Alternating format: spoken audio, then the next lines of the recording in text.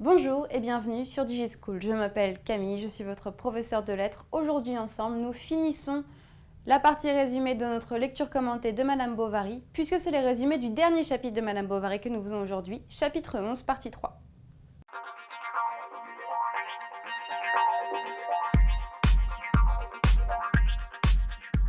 Lorsque s'ouvre le chapitre 11, Emma est morte depuis déjà 3 chapitres. Elle est morte donc chapitre 8, le chapitre 9 était consacré à la veille de son cadavre, le 10e chapitre à son enterrement, et ce tout dernier chapitre du roman, le chapitre 11, va être consacré à la vie après sa mort. Que se passe-t-il après sa mort? Dans un premier temps, on aura une description assez générale de l'attitude des personnes qui l'ont entouré de son vivant. Dans un deuxième temps, on aura une description de la réaction de Charles quand il se rend compte petit à petit qu'Emma le trompait en réalité. Et dans un troisième temps, on aura l'éclatement de la famille avec la mort de Charles et le départ de Berthe. Alors, premièrement, comment se passe la vie après Emma? Eh bien, c'est un portrait vraiment pitoyable que nous présente le romancier, puisque tout le monde s'en va dans l'entourage d'Emma, tout le monde quitte le village et seul demeure Charles abîmé dans sa détresse, dans sa profonde tristesse après la mort de sa femme. Félicité tout d'abord, la bien nommée Félicité, la domestique d'Emma, eh bien elle a un rôle assez ambivalent puisque Charles va lui faire porter les robes d'Emma. Charles, qui est bouleversé de chagrin, ne peut se résoudre à voir l'image d'Emma disparaître. Par conséquent, il demande à sa propre domestique de porter les robes. Ici, on a un phénomène de confusion, c'est-à-dire que Charles veut confondre la domestique Félicité avec Emma. Ce qui est intéressant, c'est que cette même Félicité, on la retrouve bien plus tard dans l'œuvre de Flaubert, vous vous en rappelez, dans le conte Un cœur simple. Et là, elle va elle-même connaître un épisode de confusion, puisque vous vous souvenez qu'elle allait avoir une confusion mystique entre le Christ et un perroquet. Donc voilà, petit clin d'œil de Flaubert ici par rapport à la confusion que fait Charles entre Emma et Félicité. Mais finalement, Félicité se décide à partir vers d'autres horizons et il y a un véritable abandon. Félicité part et elle part non sans oublier d'emporter toutes les robes d'Emma. Elle part avec toute la garde-robe. Mais elle n'est pas la seule à partir. Justin, le domestique des Homais, qui aimait si fort Emma, mais qui est responsable de sa mort, eh bien, il se décide également à partir. Et enfin, Homais, le fameux voisin dévoué, celui qui prétendait être là, mais on l'a vu, lorsqu'Emma meurt et il n'est pas vraiment présent, eh bien lui, il ne part pas, il reste à Yonville-l'Abbaye. En revanche, il abandonne complètement Charles parce que Charles est trop pauvre pour l'ambition sociale de Homais. Donc Homais se distance totalement de Charles. Quant à Charles, eh bien, comment se comporte-t-il après la mort de sa femme? Eh bien, on l'a dit, c'est un portrait vraiment pitoyable que fait Flaubert. Charles, vous vous rappelez, c'est un personnage creux. Il n'y a rien à dire sur lui. Il n'a pas de passion, il n'a pas d'envie. Il n'existait que pour sa femme. Et après la mort d'Emma, il va continuer à exister pour elle. Donc, j'aimerais vous lire le passage à la page 438 qui est au tableau. Pour lui plaire comme si elle vivait encore, il adopta ses prédilections, ses idées. Il s'acheta des bottes vernies. Il prit l'usage des cravates blanches. Il souscrivit comme elle des billets à ordre. Elle le corrompait par-delà le tombeau. Donc cette dernière phrase est importante. Elle le corrompait par-delà le tombeau. On voit que Charles, qui n'a jamais fait très attention à son apparence physique, essaye de plaire à Emma par-delà la tombe, dans une espèce d'idée fantastique, mystique, comme si ça pouvait lui servir de se rapprocher, ça pouvait l'aider à se rapprocher d'elle. Et au-delà de ça, il souscrit des dettes, encore des dettes, comme un hommage à Emma. Flaubert profite de cette description de Charles Bovary qui vit vraiment dans le souvenir d'Emma pour caractériser le souvenir humain comme quelque chose auquel on s'accroche mais qui est malgré tout évanescent. On a beau tenter de se rappeler, de s'accrocher aux mémoires, celles-ci s'évanouissent. Et ce qui demeure en fait au-delà du souvenir d'Emma, au-delà de la mort d'Emma, c'est finalement l'horreur de sa mort. C'est la description de la page 442 qui nous intéresse. Une chose étrange, c'est que Bovary, tout en pensant à Emma continuellement, l'oubliait.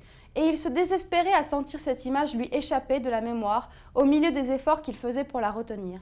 Chaque nuit, pourtant, il la rêvait. C'était toujours le même rêve. Il s'approchait d'elle, mais quand il venait à l'étreindre, elle tombait en pourriture dans ses bras. Donc voilà, un véritable portrait horrifique d'Emma qui demeure dans la mémoire de Charles. Après cette première description de l'entourage d'Emma suite à sa mort, Flaubert va nous décrire la manière dont Charles le Benêt, Charles l'amoureux fou, va enfin se rendre compte qu'Emma l'avait trompé durant tout ce temps. Donc, au début, donc à la page 438, dans un passage qui nous intéresse, Flaubert va nous décrire à quel point Charles demeure naïf quant à la prétendue fidélité d'Emma. Ce fut vers cette époque que Madame Veuve Dupuis eut l'honneur de lui faire part du mariage de Monsieur Léon Dupuis, son fils, notaire à Yvetot, avec Mademoiselle Léocadie Leboeuf de Bondeville. Charles, parmi les félicitations qu'il lui adressa, écrivit cette phrase « Comme ma pauvre femme aurait été heureuse ».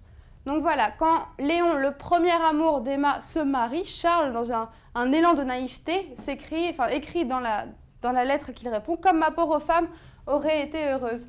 Ce genre de détail, c'est évidemment une preuve de l'ironie flaubertienne qu'on a commenté de nombreuses fois. Évidemment, sa pauvre femme n'aurait pas du tout été heureuse de voir son amant épouser quelqu'un d'autre. Deuxième preuve de l'ironie flaubertienne dans ce passage, regardez qui épouse Léon. Léon se marie finalement, mais avec qui? Mademoiselle Léocadie Leboeuf. Et rappelez-vous ce qu'on a dit à propos de Bovary, Madame Bovary. Eh bien, onomastiquement, ça rappelle le bœuf, le bovin. Et donc voilà, il épouse finalement une deuxième Madame Bovary. Ça, c'est une espèce de mise en abîme que Flaubert crée pour nous montrer que des Emma Bovary, il y en a plein. Rappelez-vous, on l'a déjà dit, Emma Bovary, c'est un type. Donc finalement, Léon a épousé une autre Bovary qui s'appelle Leboeuf. Malgré toute sa volonté d'ignorance, malgré sa volonté de fermer les yeux sur le fait qu'Emma l'ait trompé durant tout ce temps, eh bien Charles va finir par commencer à entrevoir la vérité. Comment? Eh bien, rappelez-vous, à la fin de la deuxième partie, quand Rodolphe rompt avec Emma, il lui écrit une lettre de rupture. Emma trouve la lettre dans le panier d'abricots, elle le lit, elle est bouleversée, elle monte au grenier parce qu'elle pense se jeter depuis la fenêtre du grenier, et finalement on l'appelle pour manger et elle froisse la lettre et elle la jette. Et un jour, eh bien, Charles monte au grenier et il trouve la lettre de rupture signée par un R. Donc il ne peut pas exactement savoir qui c'est, mais il pourrait se douter que c'est Rodolphe. Et que se dit-il? Au lieu de se dire « Ah oui, elle m'a trompé, c'est vrai, maintenant je dois m'en rendre compte », eh bien il se dit, c'est à la page 438, ils se sont peut-être aimés platoniquement. Gros moment d'ironie flaubertien également. Évidemment, ils ne se sont pas du tout aimés platoniquement, il n'y a que Charles pour penser ça. D'ailleurs, Charles n'était pas de ceux qui descendent au fond des choses. Il recula devant l'épreuve et sa jalousie incertaine se perdit dans l'immensité de son chagrin. Donc, il recule devant l'épreuve. Un Benêt, une personne vraiment bête, un idiot, Charles, qui veut rester idiot. C'est le portrait que nous fait Flaubert de son personnage-là, mais également un portrait pathétique puisqu'il reste perdu dans le chagrin. Il reste bouleversé par la mort d'Emma. Pourtant, un beau jour, eh bien Charles est violemment dessillé puisqu'il avait reculé jusqu'au dernier moment, le moment d'ouvrir les affaires d'Emma. Mais quand il les ouvre, il trouve, c'est à la page 444, toutes les lettres de Léon. Toutes les lettres de Léon s'y trouvaient. Plus de doute cette fois. Et quelle est la réaction de Charles? Eh bien, comme on ne pourrait pas vraiment s'en douter, c'est plutôt surprenant, il a une réaction très violente, il est bouleversé. Il dévora jusqu'à la dernière, fouilla dans tous les coins, tous les meubles, tous les tiroirs, derrière les murs, sanglotant, hurlant, éperdu, fou. Il découvrit une boîte, la défonça d'un coup de pied. Le portrait de Rodolphe lui sauta en plein visage, au milieu des billets doux bouleversés. Et voilà, simplement en ouvrant un secrétaire, je crois, il découvre la vérité sur les aventures qu'Emma a eues à la fois avec Léon et avec Rodolphe. Et vous noterez que c'est la première fois du roman, de tout le roman, que Charles est caractérisé par des verbes d'action, et pas n'importe quel verbe d'action. Donc on a dévora, fouilla.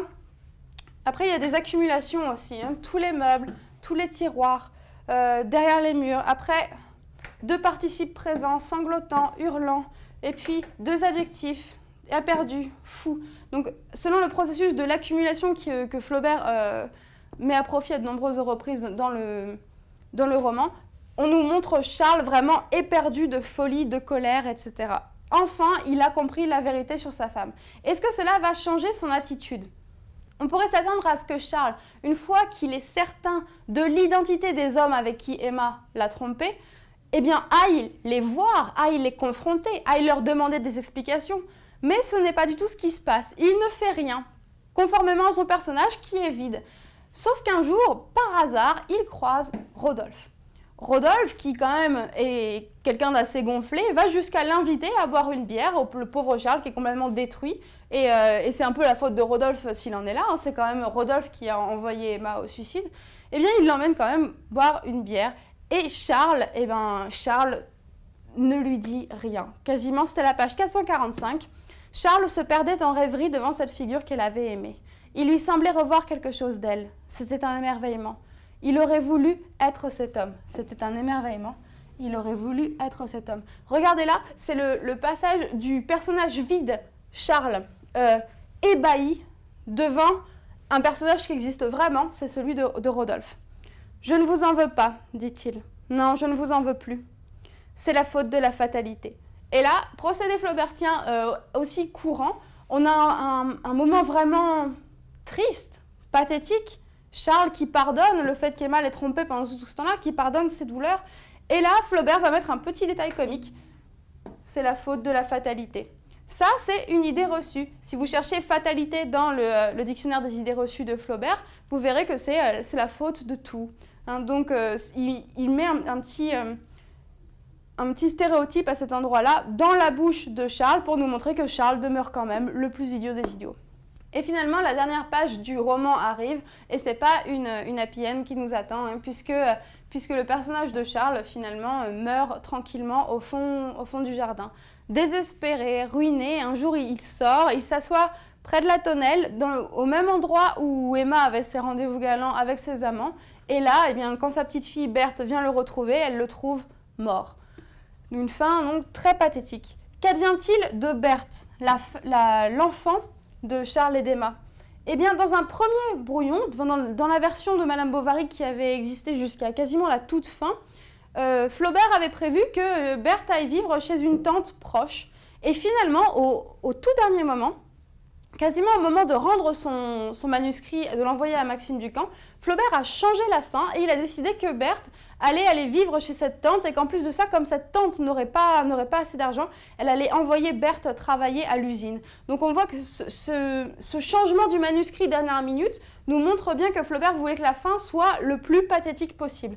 Alors voilà, Charles mort, Berthe encore enfant, qui doit travailler pour vivre. On dirait la fin d'un roman de Zola. D'ailleurs, c'est probablement... Ces fins-là de Zola tiennent probablement un petit peu de la fin de Madame Bovary, on en reparlera. Et finalement, qui gagne? Sur qui s'achève le roman? Eh bien, la dernière phrase concerne Homais. Homais qui connaît une véritable victoire triomphale. Rappelez-vous, on l'a déjà dit, c'est pas anodin si quand on ouvre le roman, le premier personnage qu'on nous évoque, c'est Charles. Eh bien, c'est pas anodin non plus que la dernière personne qu'on nous évoque, ce soit Homais. C'est une fin d'autant plus pessimiste, la fin de Madame Bovary, que Flaubert décrit une véritable victoire de la bourgeoisie bête en la personne de Homais. Dans la vidéo d'analyse qui suit, on va plus parler de cette victoire de la bêtise. Voilà, c'est tout pour aujourd'hui. Merci d'avoir suivi cette vidéo. N'hésitez pas à consulter les vidéos d'analyse qui l'accompagnent et à très bientôt sur DigiSchool.